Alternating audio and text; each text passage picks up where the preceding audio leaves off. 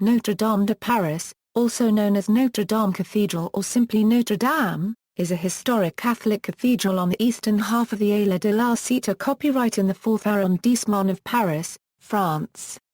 The cathedral is widely considered to be one of the finest examples of French Gothic architecture and among the largest and most well-known church buildings in the world. The naturalism of its sculptures and stained glass are in contrast with earlier Romanesque architecture. As the cathedral of the Archdiocese of Paris, Notre-Dame is the parish that contains the cathedra, or official chair, of the Archbishop of Paris, currently Cardinal André Vingt-Trois. The cathedral treasury is notable for its reliquary, which houses some of Catholicism's most important first-class relics, including the purported Crown of Thorns, a fragment of the true cross, as one of the holy nails. In the 1790s, Notre-Dame suffered desecration during the radical phase of the French Revolution when much of its religious imagery was damaged or destroyed. An extensive restoration supervised by Huguenot Viollet-le-Duc began in 1845. A project of further restoration and maintenance began in 1991. Architecture. Notre-Dame de Paris was among the first buildings in the world to use the flying buttress. The building was not originally designed to include the flying buttresses around the choir and nave, but after the construction began, the thinner walls grew ever higher and stress fractures began to occur as the walls pushed outward. In response, the cathedral's architects built supports around the outside walls, and later additions continued the pattern. Many small individually crafted statues were placed around the outside to serve as column supports and water spouts. Among these are the famous gargoyles, designed for water runoff, and chimeras. The statues were originally colored, as was most of the exterior. The paint has worn off, but the grey stone was once covered with vivid colors. The cathedral was essentially complete by 1345. The cathedral has a narrow climb of 387 steps at the top of several spiral staircases. Along the climb it is possible to view its most famous bell and its gargoyles in close quarters, as well as having a spectacular view across Paris when reaching the top. The design of St. Peter's Anglican Cathedral in Adelaide, Australia was inspired by Notre-Dame de Paris. Contemporary critical reception. John of Jandun recognized the cathedral as one of Paris's three most important buildings in his 1323 treatise on the praises of Paris, Construction History, in 1160, because the church in Paris had become the Parisian Church of the Kings of Europe. Bishop Maurice de Sully deemed the previous Paris cathedral, Saint-Omer-Milchen, which had been founded in the 4th century, unworthy of its lofty role, and had it demolished shortly after he assumed the title of Bishop of Paris. As with most foundation myths, this account needs to be taken with a grain of salt. Archaeological excavations in the 20th century suggested that the Merovingian cathedral replaced by Sully was itself a massive structure, with a 5-aisled nave and a facade some 36 m across. It seems likely therefore that the faults with the previous structure were exaggerated by the bishop to help justify the rebuilding in a newer style. According to legend, Sully had a vision of a glorious new cathedral for Paris, and sketched it on the ground outside the original church. To begin the construction, the bishop had several houses demolished and had a new road built in order to transport materials for the rest of the cathedral. Construction began in 1163 during the reign of Louis VII, and opinion differs as to whether Sully or Pope Alexander III laid the foundation stone of the cathedral. However, both were at the ceremony in question. Bishop de Sully went on to devote most of his life and wealth to the cathedral's construction. Construction of the choir took from 1163 until around 1177, and the new high altar was consecrated in 1182. After Bishop Maurice de Sully's death in 1196, his successor, Eudes de Sully, oversaw the completion of the transepts and pressed ahead with the nave, which was nearing completion at the time of his own death in 1208. By this stage, the western facade had also been laid out, though it was not completed until around the mid-1240s. Over the construction period, numerous architects worked on the site, as is evidenced by the differing styles at different heights of the west front and towers. Between 1210 and 1220, the fourth architect oversaw the construction of the level with the rose window and the great halls beneath the towers. The most significant change in design came in the mid-13th century, when the transepts were remodeled in the latest Rayonnant style. In the late 1240s Jean de Chelles added a gabled portal to the north transept topped off by a spectacular rose window. Shortly afterwards Pierre de Montreuil executed a similar scheme on the southern transept.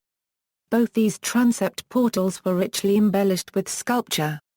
The south portal features scenes from the lives of Saint Stephen and of various local saints, while the north portal featured the infancy of Christ and a story of Theophilus in the tympanum, with a highly influential statue of the Virgin and Child in the trumeau. Timeline of construction: 1160 Maurice de Sully orders the original cathedral demolished. 1163 cornerstone laid for Notre-Dame de Paris. Construction begins. 1182 apse and choir completed. 1196 Bishop Maurice de Sully dies.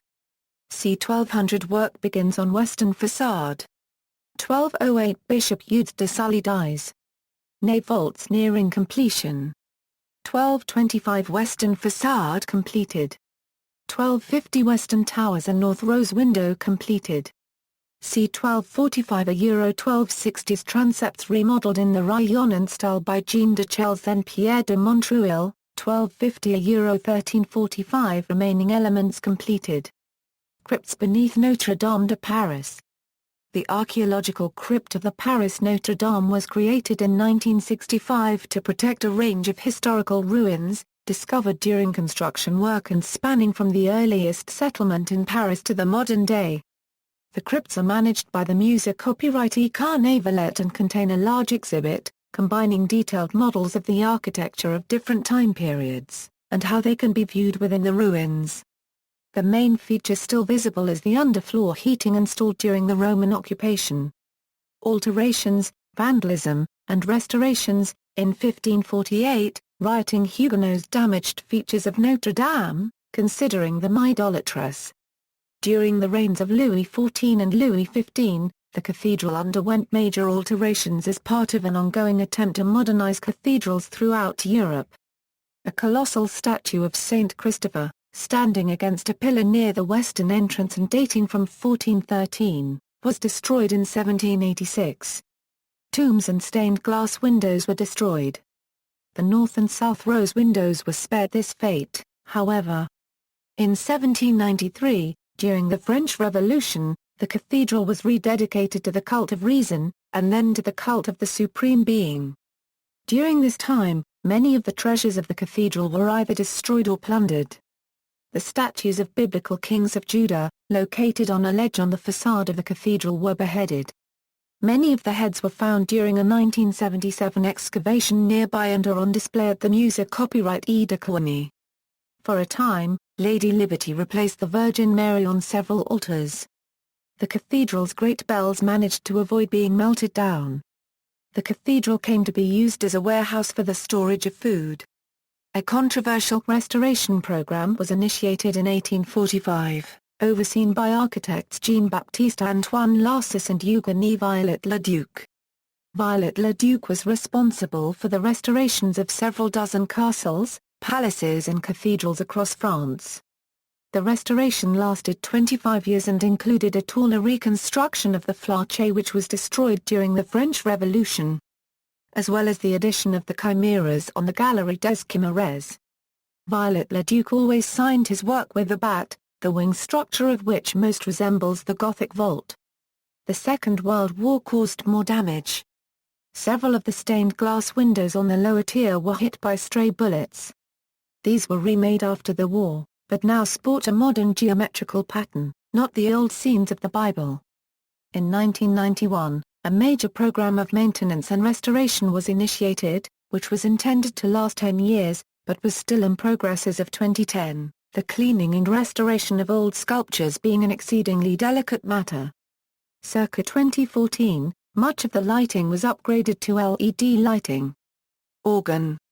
Though several organs were installed in the cathedral over time, the earliest ones were inadequate for the building. The first noteworthy organ was finished in the 18th century by the noted builder French section while Henri Clicquot. Some of Clicquot's original pipework in the pedal division continues to sound from the organ today. The organ was almost completely rebuilt and expanded in the 19th century by Aristide Cavaillé copyright Col.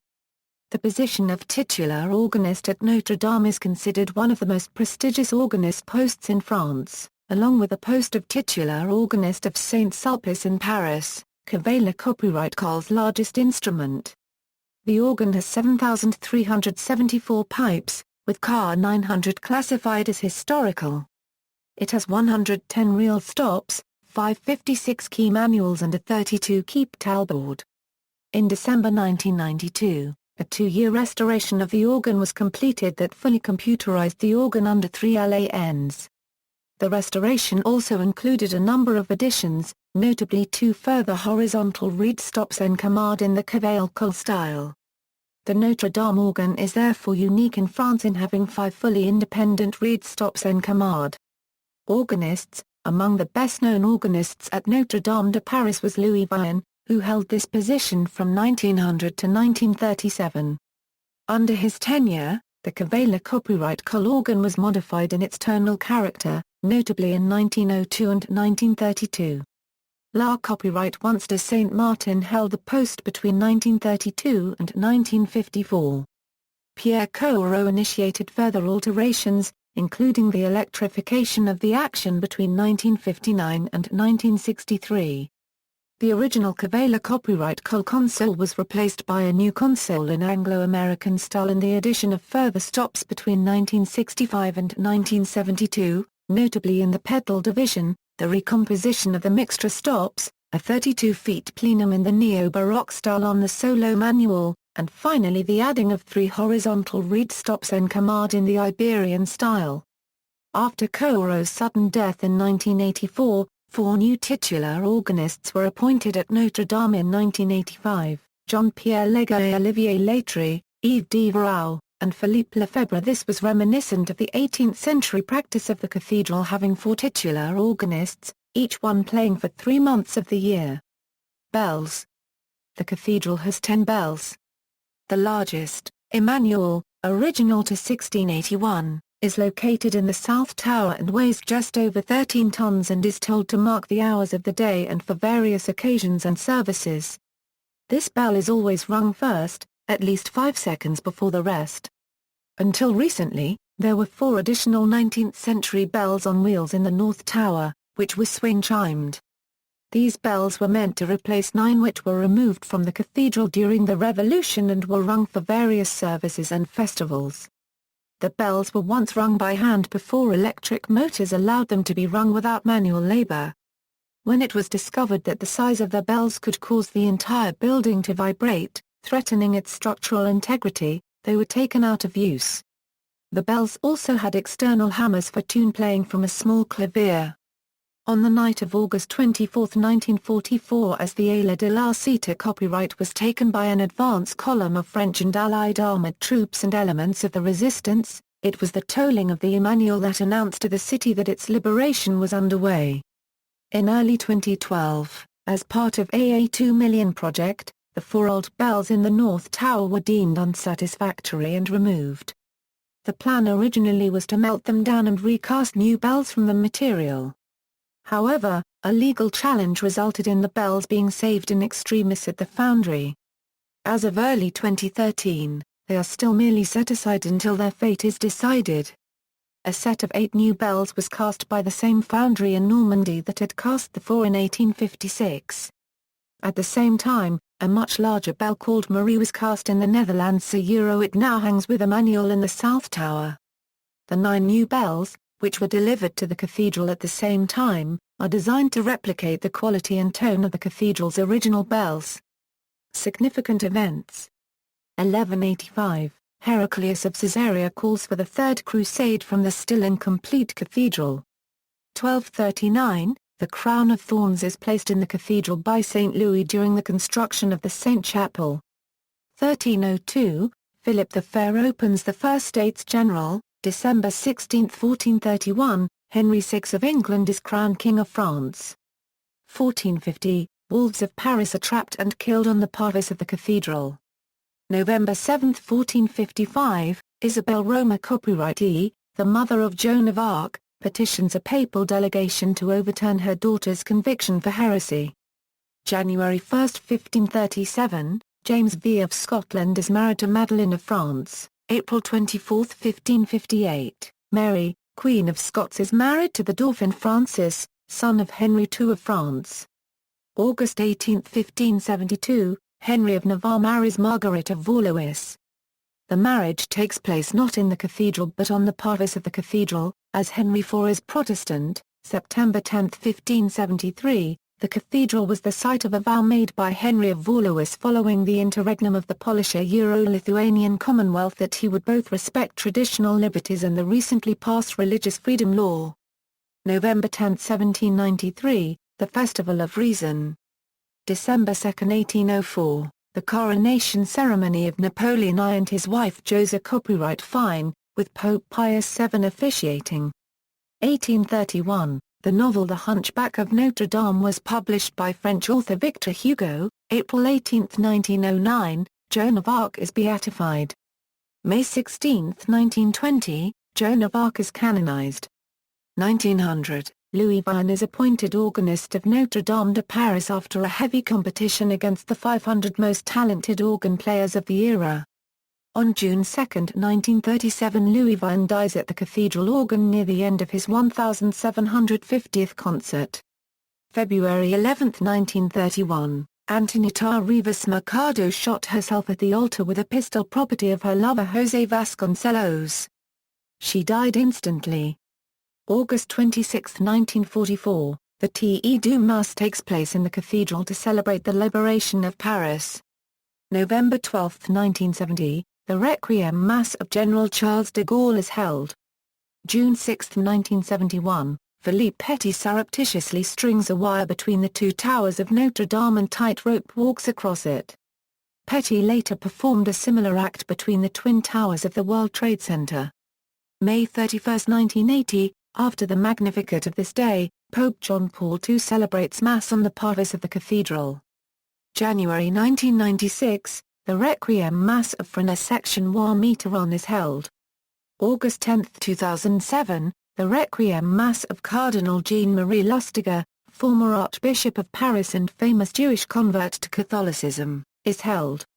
May 21, 2013, around 1,500 visitors were evacuated from Notre-Dame Cathedral after Dominique Venner, a historian, placed a letter on the church altar and shot himself. He died immediately. The cathedral is renowned for its Lent sermons founded by the famous Dominican Jean-Baptiste Henri Lécordaire in the 1860s. In recent years, however, an increasing number have been given by leading public figures and state-employed academics. Gallery. See also: more registered trademark tries Notre-Dame de Paris, music copyright E de Notre-Dame de Paris, list of tallest buildings and structures in the Paris region, Roman Catholic Marian churches, references. Bibliography. External links, official site of Notre-Dame de Paris, list of facts about the Notre-Dame Cathedral in Paris, Notre-Dame de Paris's singers, official site of music at Notre-Dame de Paris, panoramic view, further information on the organ with specifications of the grands orgues and the orgue de chambre.